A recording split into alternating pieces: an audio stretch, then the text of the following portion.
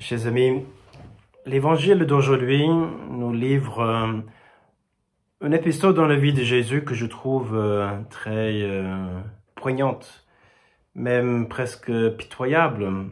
Quand tu vois la scène où Jésus vient de finir son long discours sur le pain vivant, etc., son discours à Capharnaüm, et à la fin, la plupart de ses disciples s'arrêtent de marcher avec lui. Et pendant que tout le monde est en train de partir, de l'abandonner, de dire mais voilà, il est insupportable, c'est Jésus, son discours, qui peut l'entendre? Il se trouve tout seul avec les apôtres. Aux yeux des apôtres, ce discours, c'est un grand échec. Voilà, Jésus, la seule chose qu'il arrivait à faire, c'est de vider la salle. Et Jésus dit, il pose des questions, et vous? Voulez-vous partir vous aussi? Et ce que je trouve poignant dans ce discours, c'est de dire, mais tu es libre. Bien sûr, je veux que tu restes, je suis venu justement pour ça. Bien sûr que je veux que tout le monde reste près de moi qui croit en mes paroles. Mais je refuse de vous contrôler. Je respecte toujours votre liberté. Donc, vous êtes libre. Vous pouvez partir, vous pouvez rester. Je crois pour nous, c'est aussi quelque chose qu'on peut apprendre de Jésus. Est-ce que ça m'arrive de temps en temps de vouloir contrôler les autres dans mon entourage? Bien sûr, on ne veut pas que les gens utilisent mal leur liberté ou qu'ils fassent de mauvais choix ou prennent de mauvaises décisions ou qu'ils utilisent mal leur liberté. On peut avertir, on peut le dire, mais on ne peut pas choisir à leur place. Et même si ça nous fait beaucoup de peine, on a besoin de toujours respecter cette liberté et refuser toujours cette tentation de contrôler le comportement des autres, même quand j'ai raison. Même si j'ai toute une richesse à offrir à quelqu'un et cette personne nous rejette,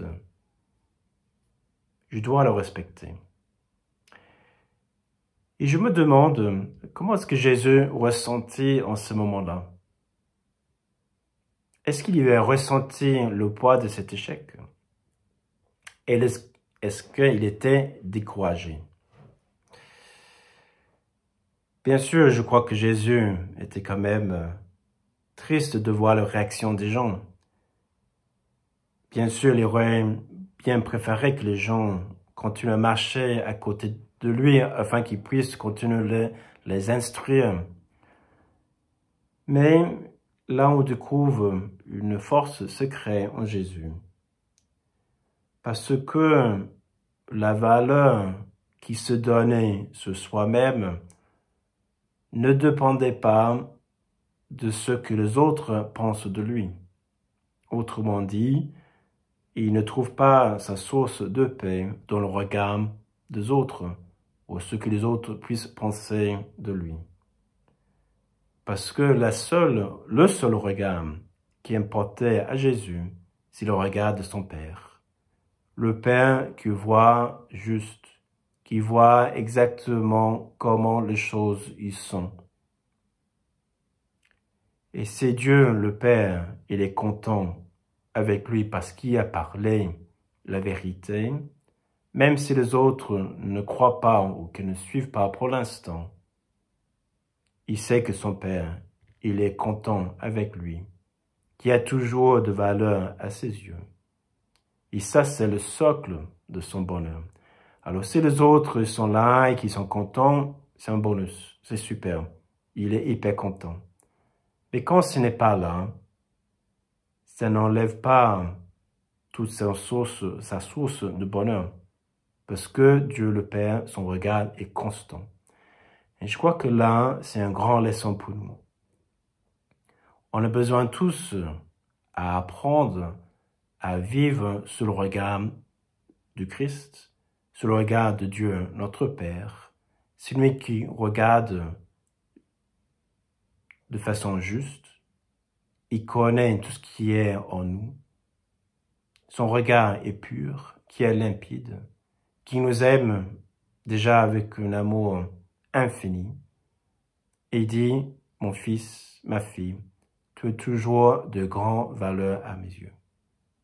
Même si les autres ne reconnaissent pas, même si les autres n'apprécient pas comme moi je les apprécie, ça viendra. T'inquiète pas. Et comme ça, on peut vivre notre vie seulement sous ce regard et en faisant, en choisissant uniquement ce qui fait plaisir à notre papa. Et si notre papa au ciel est content avec nous, il n'y a pas d'autre.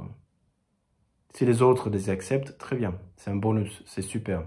Mais sinon, je n'arrêterai pas de faire le bien parce que ce n'est pas apprécié par les autres. Quelle force, quelle constance ça nous donne et quelle patience cela nous accorde de persévérer dans le bien, même quand ce bien n'est pas apprécié comme il mériterait.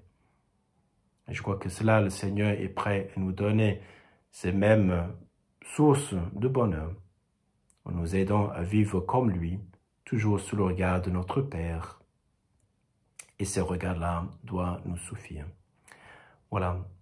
Prions donc le Seigneur qui nous aide à vivre toujours sous le regard de Dieu, notre Père, et de trouver là notre source de bonheur, ce vrai regard qui nous donne la paix de notre âme et de persévérer dans le bien en résistant à cette tentation de contrôler les autres.